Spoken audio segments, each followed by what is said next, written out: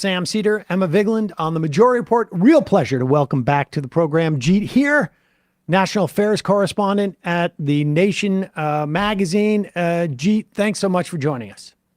It's always a pleasure. All right. I want to start with a piece that you wrote just 2 days ago. No, 4 days ago. 3 days ago. I don't know. Early in the week. Time is relative. I think Einstein proved that. Exactly. Depending on how fast anyone's out there is moving. It was sometime technically in this week. About Joe Biden. From the very beginning, there has been this sort of implication that Biden is talking to the Israelis behind the scenes. And he is, and it's all part of a grand scheme. And he's got to give them everything they need as a way of sort of like leveraging them behind the scenes. And part of this was, the big agenda was to minimize the sort of like this conflict of Israel essentially assaulting Gaza from becoming a regional war. And you write essentially, best case scenario, it's a total failure. That's right. Yeah. And it's part of a broader spectrum of failure. I think one should never forget that just days before the October 7th, Jake Sullivan, a major crafter of American foreign policy in this administration, published an essay in Foreign Affairs where he said the Middle East is much calmer and more peaceful than it has been in many years. And with the implication that the Biden administration deserves credit for this. So, I mean, if that's your starting point, once October 7th happened, the whole argument that Biden has been presenting, and I think it's largely addressed to liberal audiences, is I know things look bad, but I'm quietly working behind the scenes and things could get much worse. Biden officials have even told the press, we're trying to avert World War III here. And as you said, the proof is in the pudding, what actually is happening. And, far from the wider war being averted, the United States has sent in forces, is bombing Yemen. America has troops all over the place in the Middle East, and they're increasingly sitting targets for these militias, some of whom are financed by Iran. But so I don't know. I mean, I don't know how much credit you can take for stopping a regional war when a regional war is starting. Well, it seems like they're doing that in public to try to manage the narrative where we'll get 10 stories about atrocities happening in Gaza, and then we'll get one piece a day on Biden's perturbed with Netanyahu, Biden's unhappy behind the scenes. But this is we've had frank private conversations with Netanyahu. He's losing patience or whatever, right? But that's been since October 7th. Yes. Within days of the atrocity and the Israeli response, you had Biden White House leaks that we're talking to the Israelis. We're not happy with what they're doing. They're getting a stern talking to. But it's not working is what I mean. Why I'm perplexed by it. One, we're still getting these reports in Axios, which, by the way, yesterday there was a report saying that they're still committed to this plan, this post-war plan that guy McGurk is putting forward, that initially reported by HuffPost, but the Axios report doesn't have any of this context in it that HuffPost did, which is that their normalization plan is that it's going to be Israel and Saudi Arabia, and Saudi Arabia acting in the interests of normalizing between Israel and Saudi Arabia relations. So doing the Abraham Accords, which Trump did, which contributed to the October 7th attack because Palestinians were cut out of it, and Hamas was furious about that. They think that will cool tensions and that Palestinians will feel represented by Saudi Arabia. And my question to this for you here, Jeet, is why do I, as somebody that reads the news, know that will never work, and these administration officials seem to be committed to this when all that the through line is just like they're both Arabs. So of course Palestinians will trust Saudi Arabia, a close ally of the US, to represent their interests. It's baffling to me. Yeah, well, I mean, part of it is that sort of obtuseness that goes back to the Jake Sullivan quote. Like, they really thought that they had this, that things were going according to plan, and I think that like their whole strategy is going to be like to hope that like at some point Israel stops the assault and everyone forgets what happens, and we can all go back to before October 7 and go back on the track of the Abraham Accords. And first of all, okay, obviously Saudi Arabia is a dictatorship, but even in a dictatorship, you can't really defy public opinion completely. And we know from public opinion that like 95% of people in Saudi Arabia are opposed to normalizing relations with Israel, because guess what? Like, they actually see all the news that we do, and not only do they see that news, they see much more than we do, because they get Al Jazeera reporting of like what's happening in Gaza. But beyond that, the idea that you get to peace in the Middle East, it's not just normalization. Like, what is actually at stake here is that Saudi Arabia has an ask. The Crown Prince, he wants Saudi Arabia to be able to a nuclear power, and he wants the United States to support Saudi Arabia becoming a nuclear power in exchange for normalization with Israel. Now, I have to ask you, like, as sentient human beings with some memory of the last few decades, what could go wrong? Right. Jesus. And I mean, it specifically in terms of like what Biden is supposedly doing behind the scenes, it really feels like that is really just more a way of it feels like that is management of the Democratic Party or those who would vote for Biden more than it is management of the Israelis. I mean, like, that's exactly right. That's how I interpret it. And one sees it like this is like actually when Biden was, he launched his campaign at the church where the massacre happened. There were pro-Palestinian protesters. They were taken out, and then Biden responded by saying, "I'm quietly working behind the scenes to fix this." And then he got applause from, obviously the people that had carefully checked to make sure that they're on board. But that is the line that he's selling to Democrats, and I have to say, like, I don't know if they think like how long they can fool people. Like, well, there might be some MSNBC brains that buy onto this. That feels like something you can get away with for the first couple of weeks, but at one point it starts. In the first couple of weeks, I was like, okay, that seems reasonable. But at one point it becomes clear, like, hey, that's not working. Like, you're past the point of assessing whether that's working. It's not working. And I don't know. There's, and it's already having American casualties. I mean, that's the other thing. Like, how long can you say my diplomacy is working? When American body bags are coming back to the country, like, and ask yourself, like, do you actually want young American men and women to die so that like Benjamin Netanyahu can have free reign in Gaza? Because that is what is actually being sold here. And the other element I want to bring into this too, Atrios pointed this out a couple of days ago. There's been multiple sort of Politico pieces where you hear advisors around Joe Biden saying like, this is going to be good for him because this is showing his capacity to deal with a crisis in a way that people will, I guess, contrast with Donald Trump's ability to deal with a crisis. But I mean, that presumes that it doesn't like go where it's going at this point. Well, that presumes two things.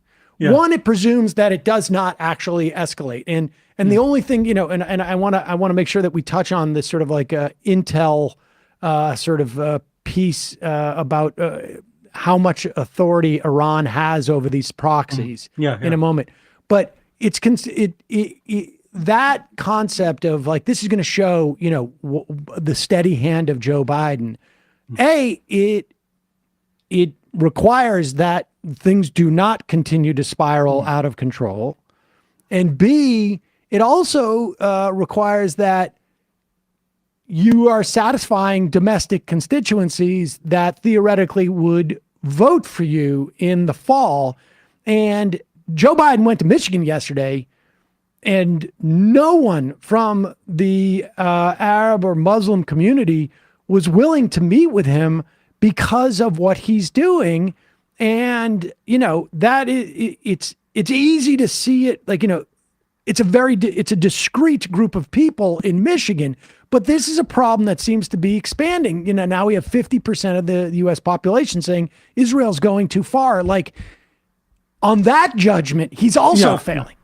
Yeah, no, exactly. Yeah. No, to take the 2 points together, like the idea that, this is always part of Joe Biden's selling point that I'm a foreign policy hand, and and this is crazily, it's insane to think about this in retrospect. But one reason why Obama picked him as vice president was that he would please that kind of centrist constituency that sees Joe Biden as the mainstream foreign policy voice who knows his way around the world. And it's basically I think of it as the Joe Scarborough set. Like the people who like there was just a piece about that today. Who Joe Biden has a very simpatical with. But does this actually how the rest of America sees it? Like outside that, the people who watch those Sunday morning shows, 2% of the population or whatever, like in America, is Joe Biden actually seen as a competent foreign policy hand?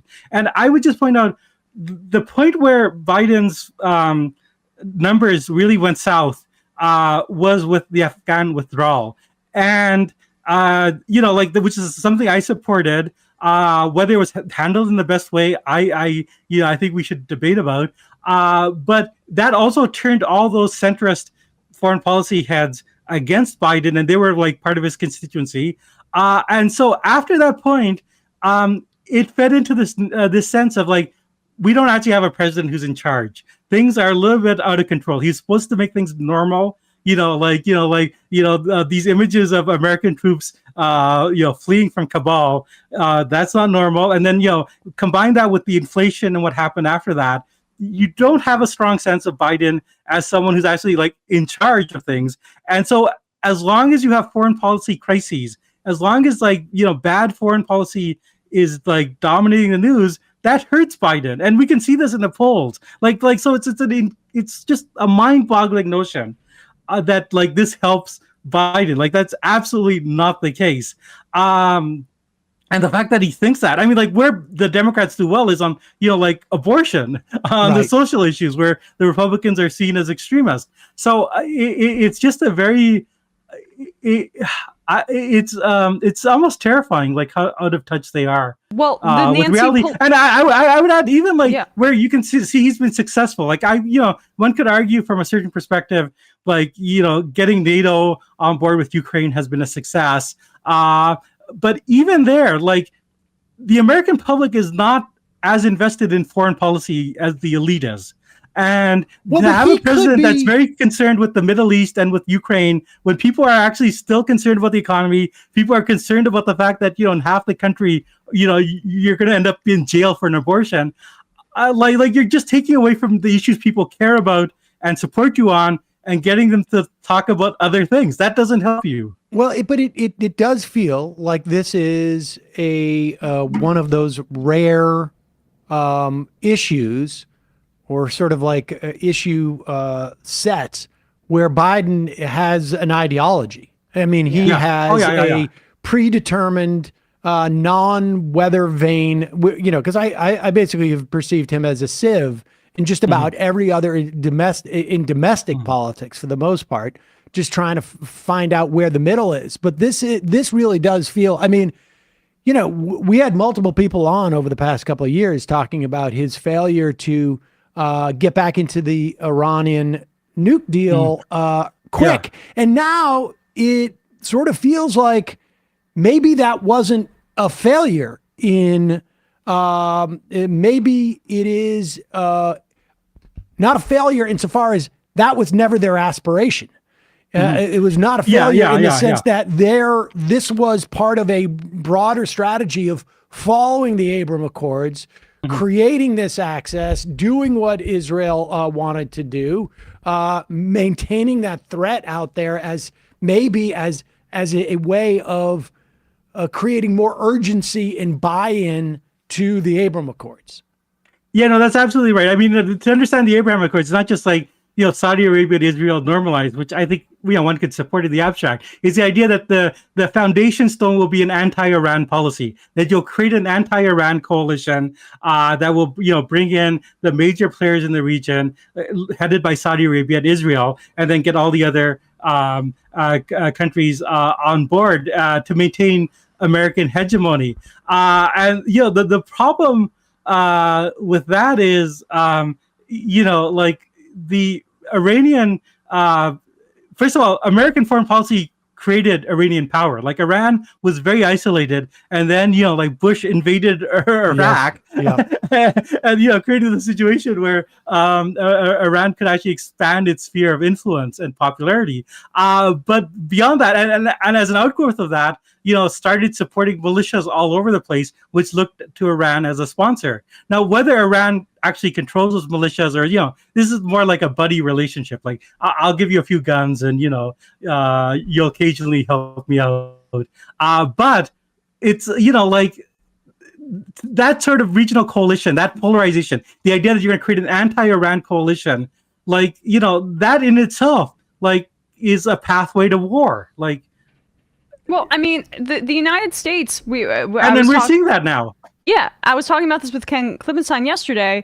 There are basically, I forgot the second country he mentioned, but there are like 2 or 3 countries where the United States doesn't have a military presence in the Middle East, and one of them is Iran, obviously. And so it's the fact that Iran is not bowing to U.S. hegemony in that way, but also like this, even with Biden not being a president that's going to be assassinating Soleimani or whatever, like Trump was.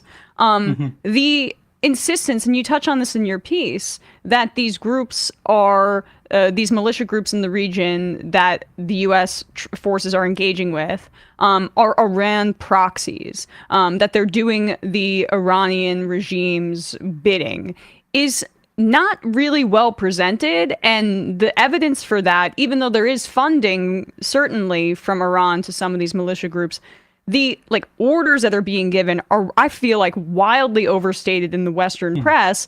And it still is this bipartisan drumbeat to have an adversarial relationship with Iran. Even though we made great progress in the Obama years, it's just all done away with now at this point, and Biden's doing nothing to bring us back there. Yeah, I know. I mean, I think it is one thing that's not widely understood, but like Obama had a very different vision for the Middle East than Biden does. And Biden's vision is much closer to Trump's. And it is, I mean, I think the thing is that Iran as an enemy is a very convenient thing, because if you're, and it's convenient for not just Biden, but for the Crown Prince in Saudi Arabia and for Netanyahu, because you can organize your society around this. Like, this is the boogeyman, this is the enemy. And it's also, as you mentioned before, part and parcel of ignoring the Palestinians. Like, Netanyahu loves to talk about Iran because then it's like, we have this foreign power that's over there that we have to fight with. It's a serious enemy. And we don't have to actually think about, the 5 million people that are living under our occupation in various degrees. So it's just, it's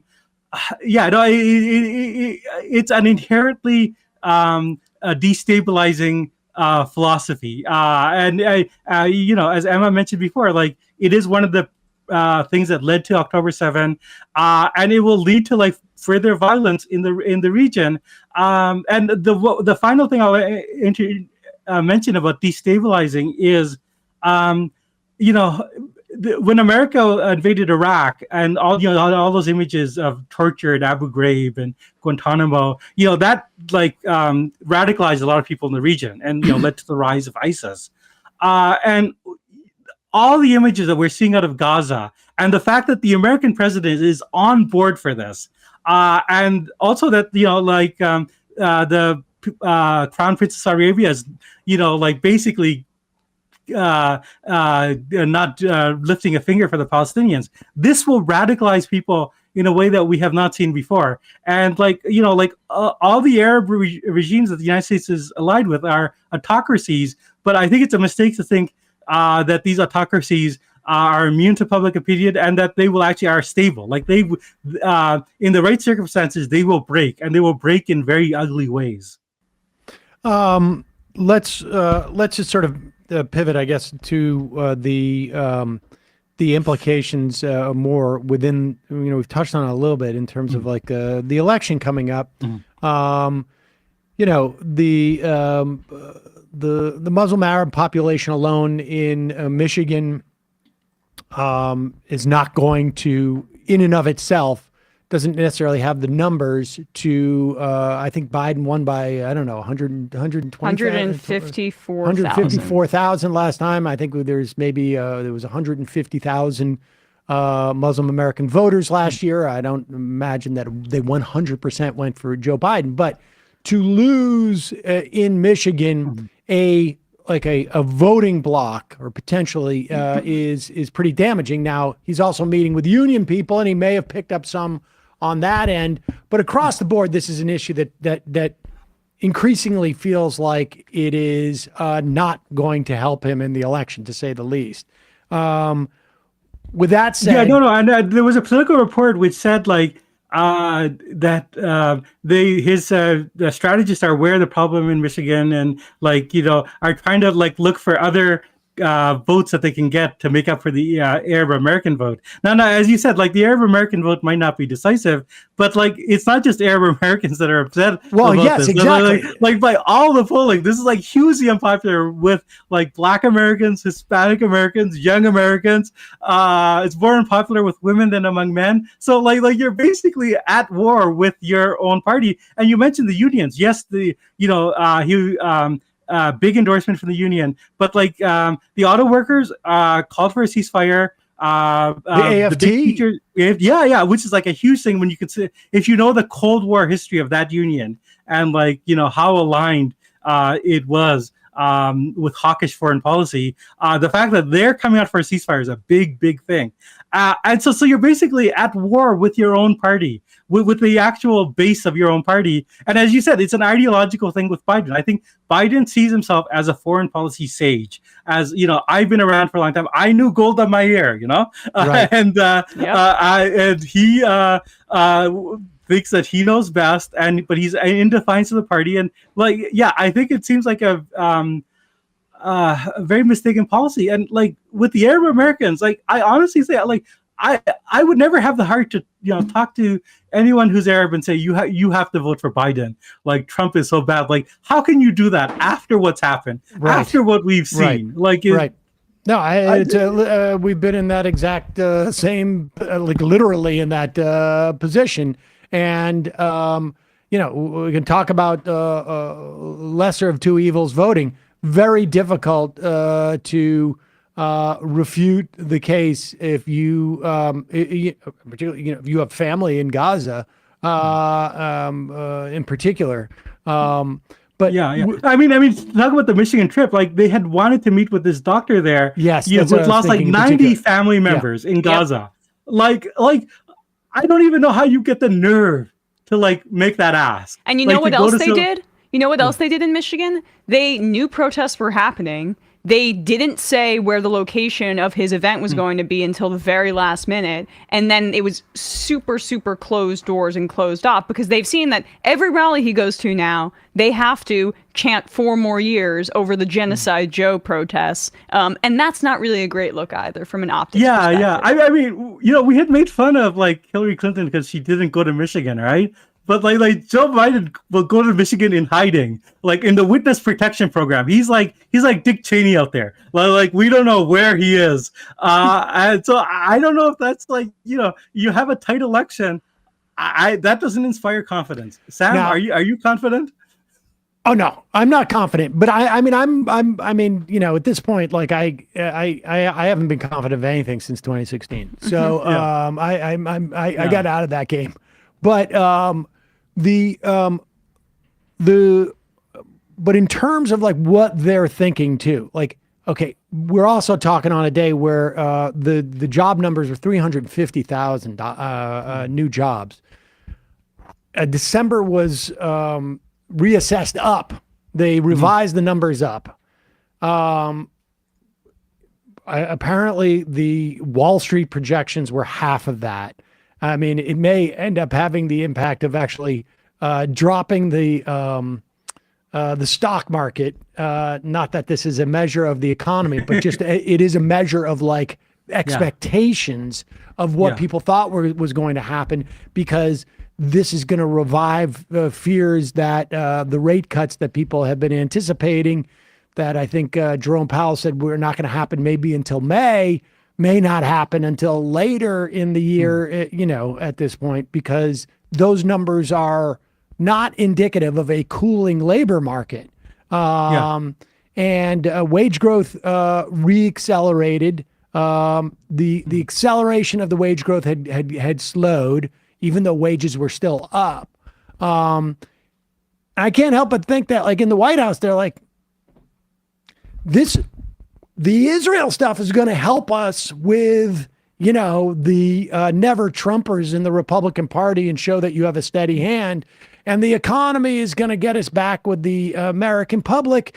And then abortion. And once Donald Trump gets convicted of a couple of different things or found liable and starts reintroducing himself to the rest of the American public, I'm not convinced that they in the White House think that this is a problem. I mean, they just announced, I guess, yesterday that they're going to sanction what amounts to 4 people, as far as I can tell, violent settlers who are not American in the West Bank. And there's a lot of American dual passport holders, frankly, who are some of the worst offenders, some of the worst of the worst in terms of the settler community. Certainly one of the most influential within the context. The Kahanists and whatnot. All of some of the worst, sort of like pre-Soviet immigration settlers in terms of our take came from Brooklyn, essentially. So from that perspective, like, what, I don't know. Are you confident? You know what? Like, if I thought the foreign policy was going to dominate, I would be a little bit worried, because I do think, like, unfortunately, Trump's strongman act appeals to people in times of chaos. I have to say, like, I mean, I think that the Democrats do have some advantages, and you name them, right? Like, I think it's not just the economy the numbers are good, but I think people are starting to feel it. Like, I think for a long time, people didn't feel it because of inflation, and wages actually gone down in real terms. I think that's flipped. And so the economy is better. The abortion is a huge thing. And, like, just Trump's, I think we can't underestimate how much, more than half the country really despises Donald Trump. And there's really, once it becomes crystal clear that he is the candidate for the Republicans, I think, I hope, it might become a little bit more even, but it's going to be tight. It's going to be tight. And I think you need, like, in a tight race, very small things can flip it. So 100%. I don't think you should take the risk of, continuing to, anger and frustrate people. I think the reason why Trump is ahead of the polls is not that his support never really goes beyond the 47-48%. It's that, like, a lot of people who voted for Biden aren't willing to say they're voting for Biden now. He has to get those people back. So I just don't think, I'm not totally pessimistic. It's also the case that Democrats have overperformed in special elections and continue to do so. And we'll get to this, but I mean, I think the culture war stuff hurts the Republicans a lot too. So there's all sorts of reasons, to be guardedly optimistic, but it's still, the last 2 elections were very close. Like, even 2020, the popular vote was strong, but within the electoral college, 40,000 votes, in 3 states, and Trump would have legitimately been reelected. So I think that, going into a close election, are you really gonna create a position where people who voted for you in the past just don't even want to talk to you? Will refuse to see you, where you have to, as Emma said, go around incognito, hi, I'm Joe Incognito, I'm running for president. I just think that's what worries me. I think if they weren't like actively pursuing a policy that's like so offensive to the base, I actually would be, guardedly confident. Like I would think like, Biden has some strong cards. And the sort of the cost on the other side of that, like calling for a ceasefire, it seems to me, had he called for a ceasefire in like week 3, I don't think that it would have cost him a single vote. Like that's completely within the sort of very narrow parameters of the acceptable reaction of even a sort of like, realpolitik, foreign policy move by a president. The interesting thing about this, though, I will say this, that I think certainly in the White House, if it is ideological for Joe Biden, he has not sort of come to grips with, and I think a lot of people have not really contemplated this. If I was concerned about Israel's long-term health in terms of support from the United States, this would be the last thing that I would want Joe Biden to do, because there is no way, I think, following this, that a critical perspective on Israel and a full-throated support of Palestinian rights for self-determination does not become a litmus test for the future Democratic nominees. Like, I think this is, I didn't anticipate we would hit this point for another 5 or 10 years, to be honest. But I always felt we would. But this is going to be the last Democratic presidency that supports Israel in this way, even or even does not support, I think, Palestinian statehood or some form, whether it's a one-state solution or a two-state solution, with vocally. I think that era of the Democratic Party, this has accelerated that process, it seems to me. Yeah, no, I think that's absolutely right. And I to go back to the ideological point, like, we can't forget how old Joe Biden is.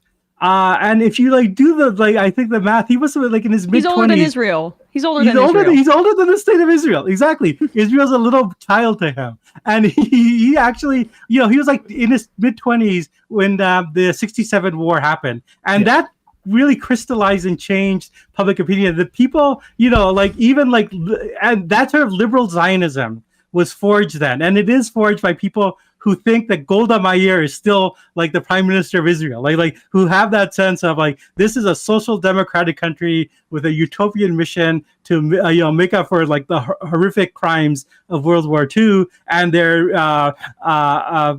fighting heroically against the bullies in the neighborhood. Like, he is of that moment, and he has it to an extreme degree that's like beyond the political spectrum. Like, I actually think, like, aside from Trump, I don't know how Trump would have handled October 7th, but like any other president, whether it's like, and maybe Bush Jr., but like Bush Sr., Clinton, Obama, Reagan would have like called for a ceasefire within weeks. And we saw Anthony Blinken trying to do that in Beirut in the 80s. Reagan, when they went into Lebanon, and they, Reagan called up Menachem Begin and said, Menachem, this is a Holocaust. Those were the words that Reagan used.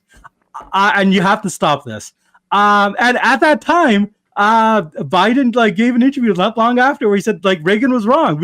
Israel should have just kept on going in Lebanon. And that shocked, that he told this to Menachem Begin, and that shocked Begin, because Begin thought okay, this guy's going too far. So Biden's ideology is to the right of Likud. Yeah, I think that's true. I think that's absolutely true. Yeah. And it's unclear how much the Biden administration has to see in terms of domestic bleeding of their support before that happens. And I don't think that they're even I don't know that they're capable of even seeing it, as a real, as a non-worthwhile project in that circumstance. Yeah, no, I don't. it's you have people who are formed in a particular way and have a view of the world, and Biden's view of the world is on this issue at least 20 or 30 years out of date. All right. Well, let's just turn to one other thing that we have to talk about, because you were way ahead of the curve on this one, and I continue to be like really baffled in many respects by it. Although, as much as I've read on, and I'm talking about the Taylor Swift thing. You know, I am like sort of culturally stunted. So, you know, like I had a vague notion of who Taylor Swift was. Like I knew she was a musician, but I don't think I had ever like seen a picture of her and known that's Taylor Swift. But you wrote a piece back in October. What did you see then that has now metastasized into something that I can't even describe? Like I understand what's going on here.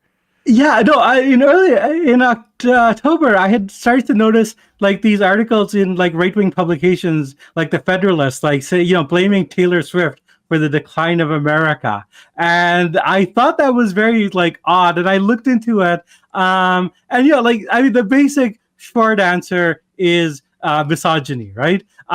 You know, like the strongest block of voters, you know, like aside from the traditional ethnic groups like African Americans, but that support the Democrats are like single women.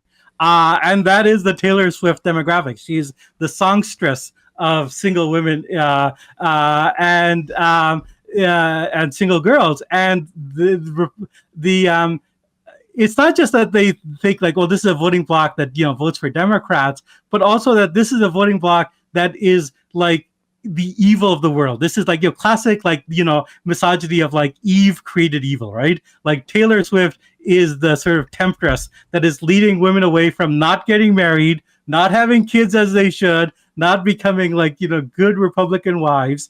So that was starting then. And now like everything else, it's taken a level. And at the time I was writing this, I was kind of worried, like, well, am I giving these cranks too much attention? Right. And, you know, like maybe I'm just, you know, like you do that sometimes where you kind of like, you notice a few nutty things on the right and you call attention to it. But actually, it turned out I underestimated these guys.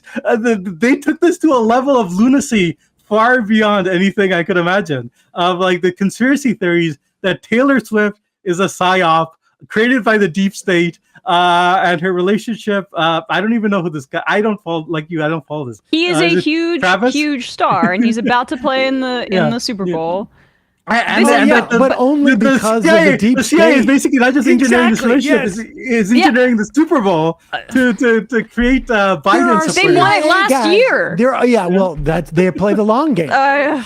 But here's the fascinating thing about it is like on some level, you know, their whole notion of like, you know, she's like a turncoat and Eve, and she like, you know, she's bit into the apple or whatever it is, like the weird. And I understand why they lard on the whole psyop stuff, because that's the sort of like, that's their toolkit now, right? Yeah. Like, I mean, they're in that. Yeah. But it's a model that they have, so they apply to everything. Yeah. They apply it to everything.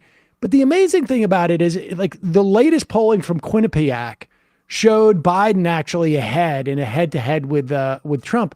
And it was because of a growing, almost like a 10-point swing in the support of women.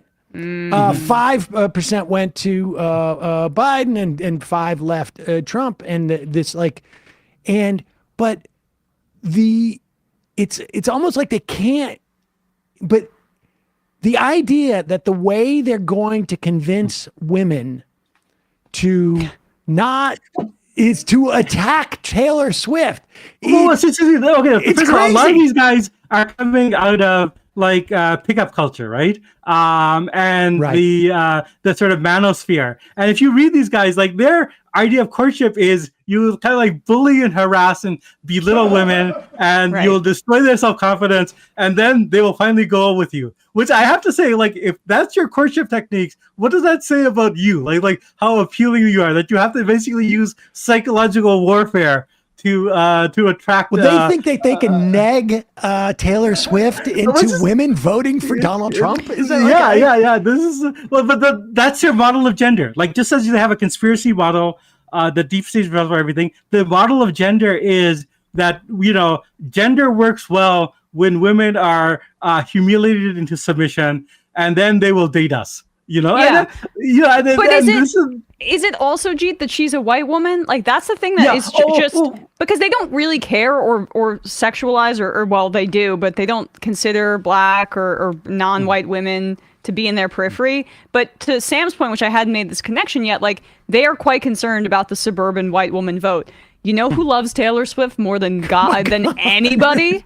Suburban white women. And it's not just young girls, it's like my age and older grew up with Taylor Swift. So like Barbie, it's a mother-daughter thing. But beyond that, I mean, there's a sort of prehistory to this, which again, like, unfortunately, because I follow the right, I have to know this stuff. But it's also, there's this element of, there is nothing more, hell hath no fury like a Nazi spurned. Which is to say that, like, about 10 years ago, because Taylor Swift was so apolitical, she's white, she came from, this conservative family, there was a lot of speculation among the sort of, alt-right that she's a secret sympathizer. She's really one of us, and that, and because she had that run-in with Kanye, which ironically, it's totally reversed itself, right? But she was seen as the champion of whiteness. And I've actually had, like, Nazis write to me and say, like, Taylor, they used to write to me and say, Taylor Swift is proof that, there is a white culture in America. Yes. And it's great. Like, I have to say, even at the best of times, I don't know how any popular music is white, like, in America, like, in terms hers is really white. It's really white. Is really white. But like, also the thing about Kanye, that's part of it too. She got on the scene being, now he's a Nazi, but like back in the day, he was the guy saying George Bush doesn't care about black people.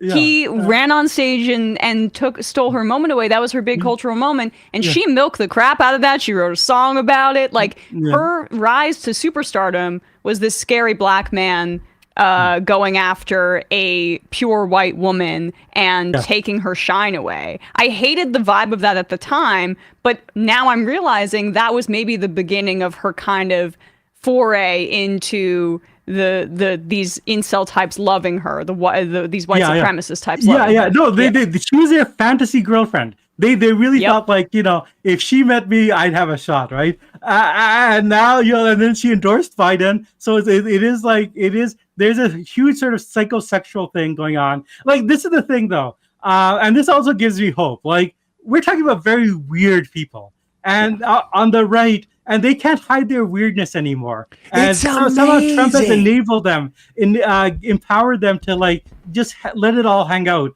And all their, like, freaky demons are, like, they talk about it. It's on the page. And I gotta think, like, Biden, not my favorite, but, like, if it's between him and these, like, crackpot incels who have sexually want to humiliate Taylor Swift because they thought she could have been their girlfriend and now she isn't, I gotta go with Joe Biden. Like, he looks good compared to them.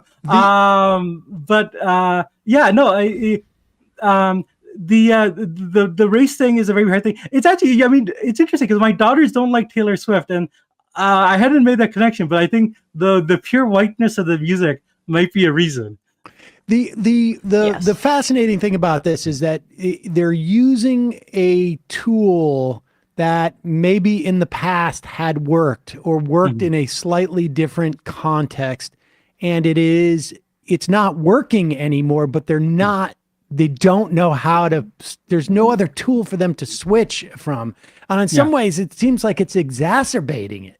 Like it is like Joe Biden with Gaza. Like, this is ideology for them. This is not something they're doing like out of a cagey thinking, like, we can win on this. It's like, this is what they believe. Yes.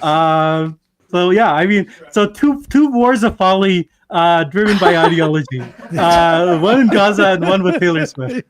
Well, that's why we love having you on, Jeet, because of your ability to write so eloquently on that sort of wide range of things. I mean, that's it's a pleasure to be on. Jeet Heer. We will put a link to both those pieces. The one about Biden's abject failure of his quiet diplomacy, and the one where you sort of anticipated this bizarre Taylor Swift gate, I guess. Maybe. Yes. Is it a gate yet? Or Yes. Jeet Heer, always a pleasure. Thanks, man. Thanks.